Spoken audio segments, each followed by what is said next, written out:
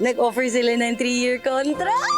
Kailangan ko Susabak sa isang challenging role si Mikey Quinto sa episode ng Magpakailanman sa Sabado entitled Bingit ng Buhay. Kwento ito na aspiring teacher na si Vicky na makukomatose dahil sa aksidente. Ang pamilya niyang gagampanan na Carmi Martin, Lito Pimentel at Vanessa Del Moral walang magawa kundi magdasal at hintayin ang kanyang paggising. Alamin kung matutuldukan ang pangarap ni Vicky dahil sa malagim na pangyayari bukas sa MPK. Buena manong pasabog ng Kapuso Network sa 2024 ang ilang bagong dekalidad na shows at serye. Laso ng galit. Pero dito ka rin kukuha ng lakas kapag sobra na ang pang-aapi. Sa January 8 magsisimula ng maningil sa afternoon prime ang obra ng GMA Public Affairs na Makiling.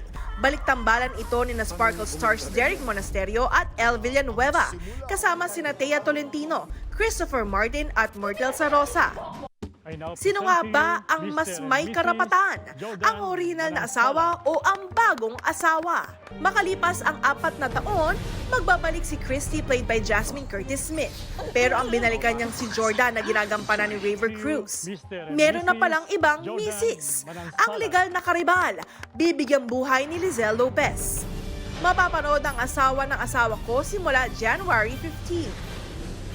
Just like this ring has no end, so does my love for you. Uulit ka pa ba? Bernard! Yan naman ang sasagutin sa Kapuso seryeng Love, Die, Repeat. Bibida bilang newlyweds ang nagbabalik telebisyong si Ultimate Star Jeneline Mercado as Angela at si Sian Lim as Bernard. Makukulong sila sa paulit-ulit na deja vu matapos ang pagkamatay ni Bernard. Paano ko ililigtas yung asawa ko? Abangan din yan sa January 15. Katatibayan nagbabalita para sa GMA Integrated News. Mga kapuso, para sa mga maiinit na balita, mag-subscribe sa GMA Integrated News sa YouTube. Sa mga kapuso abroad, subaybayan niyo po kami sa GMA Pinoy TV at sa www.gmanews.tv.